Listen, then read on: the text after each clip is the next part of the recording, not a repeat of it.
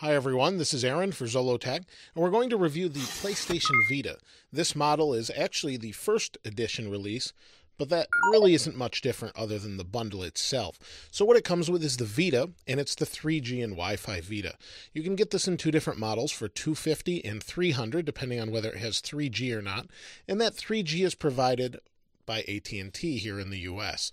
Now, the 3G is monthly. It's similar to an iPad as far as the cost goes, but we're not going to talk too much about that. We're going to focus more on the Vita itself. The Vita is a really nice handheld console, and I fear it's one of the last. It's really nice. Its design is really very nice looking on the front. We've got a beautiful 5-inch OLED display with a 960 by 544 display. It's very vibrant, very beautiful, and I'll show you that in a moment. The overall buttons and everything feel really solid.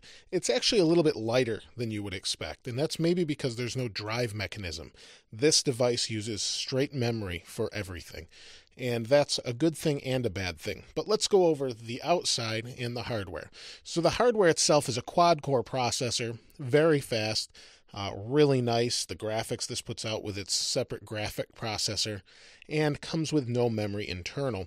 You actually have to buy a proprietary memory card, either in a bundle or by itself in different variants of sizes, and very expensive. So this is a 4 GB version, and it holds a couple games, but if you're going to be buying a lot of games from the store, you're going to want to buy something a little bit different as far as that goes, as far as size goes. You want to go up a few sizes, and that gets pretty expensive, so you'll need more than 4 GB. To give you an example, Uncharted is a couple gigabytes, so you're going to need something rather large if you're going to put a lot of games on here. So on the bottom, we have our charge port, and it could be a sync port. It's kind of a proprietary connector, and the other end goes to USB into a wall charger. Here we have our 3.5mm headphone jack. We have a couple loops at the bottom. You could put straps on if you needed to. On this side, we really don't have anything. On the back, we have the touch panel, and this is a capacitive touch panel, as is the front screen as well. On this side, we have our SIM card slot. If we pop this open, we can slide out the SIM card, and it's an AT&T SIM card. I don't have it active, but it always does give me signal, and you can activate it at any time and turn it off at any time, and you pay for a month's usage. Now, the front itself, we have two analog controllers. To the left and right of each of these is the speakers, which sound pretty nice, and we have our D-pad on the top and our normal X, square, triangle, and O or circle. Here we have a VGA forward-facing camera, and then we have a VGA camera on the back as well. These aren't really great for taking pictures. They're more for virtual reality type games. Now on the top we have our power button and sleep-wake button. This does suspend. We also have our memory card at the top here, and this isn't really a memory card, it's more of the game port, but it is a memory card. It's like an SD card, but this is the game itself. This is Uncharted. Place this in here, and it's under this little panel, which is okay, but it's not great. I fear that it might break over time. And then under here we have an auxiliary port. I'm not really sure what this is going to be used for yet, but it's there. And then we have our volume up and down, and we have our bumpers at the top, or R1 and L1, or L and R in this case. So let's go ahead and turn it on. And it was in suspense, so I just tapped the button. It comes up here, it says the SIM card was removed. It wants me to restart. So this will give you an idea how long it takes to restart. Not too long to start, but some of the load times of the games are a little bit long. So I would definitely suggest anyone that's in a hurry not really try and take this on the go with them. Now you can see battery life up here. Battery has gone down quite a bit, and it's not great on battery. It's not horrible, but it's about the same as a 3DS. You get a few hours, and then you'll need to plug it in. So here we unlock the home screen. We just peel the screen off, and the user interface is pretty nice. And you can see, there it is. It plays music through the user interface, and we can just use the touch screen up and down. We can't use the D-pad or analog stick. And when we open something, this multitasks. So if I open Little Deviants, which isn't in there, go back, we'll open Luminous, it's a trial. Uncharted, we didn't actually start the game. We have to tap on this and it will start the game, and I'll show you that in a moment.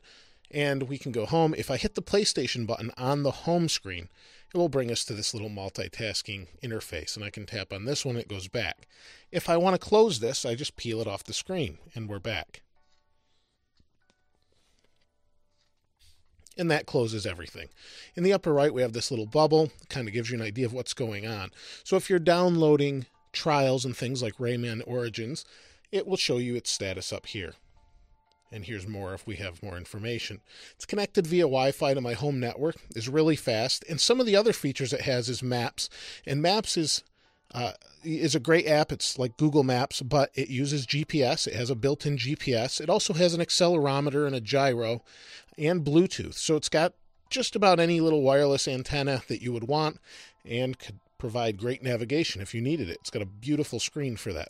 We have settings and music and video. Remote play, I played around with a little bit, but it doesn't really do a whole lot right now. You can control your PS3 with it, but there aren't any games that I was able to play with it yet. It says it wasn't available yet. And then there's some demos as well. So let's go ahead and open Uncharted, and I'll give you an idea of the load times. It says the network feature has been disabled. Not really sure why. Let me go ahead and zoom in here a little bit. You can see the screen's highly reflective, and it's kind of to be expected, and it's really nice to look at, but under bright light, you're going to see some reflection here and there. The back touch panel is used in this game to climb ropes, and you simply move your fingers like this to climb a rope. It's kind of generic, but it's not horrible. It can be used, or you don't have to use it at all.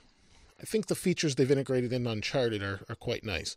So we'll touch to start, we'll continue, hit yes, and we're on easy difficulty right now.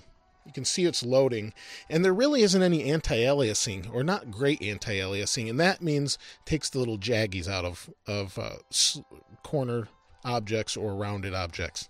It's not great, but it does okay. So it's telling me the battery level is low. It's playing music. Speakers sound great.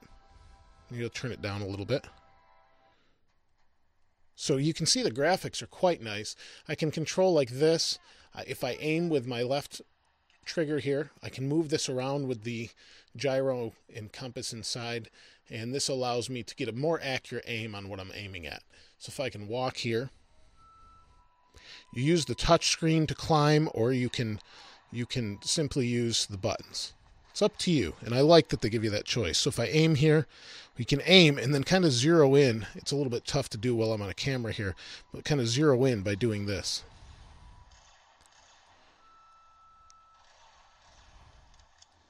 You can see it's pretty nice. It says bounty collected.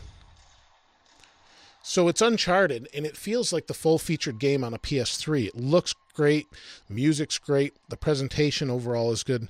I haven't played the whole game. This is only the second major chapter, but overall it looks great, like I said. We'll just do this part here. You can see there's more enemies as well. Now, at any time, I can hit the PlayStation button, and it will suspend. I can hit continue and go right back into the action. So let me zoom out a little bit. And you can see it's really nice. Now, if I want to start another game, it's going to jump you off of that app. If I go into here and try and start it, the cartridge isn't in there, but it says you'll close the following application, which isn't a problem because we want to play that game. So overall, not too bad. Let me just show you the camera quick. Let's go into the camera.